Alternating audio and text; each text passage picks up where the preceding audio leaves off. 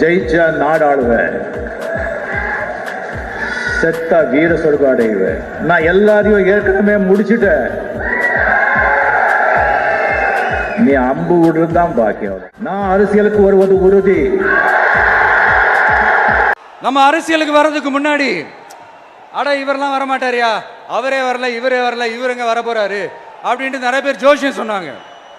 இந்திய நாட்டு அரசியலில் ஒரு நட்சத்திரமாக இருந்து கொண்டு தமிழ்நாட்டு அரசியலில் இந்திய நாட்டு ஆளும் கட்சியினருக்கும் புதிய பழைய எதிர்கட்சியினர்களுக்கும் ஒரு சவாலாக இருந்து கொண்டு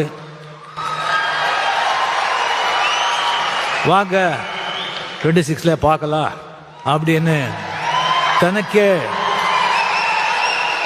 தனக்கே உறுதியான அந்த ஒரு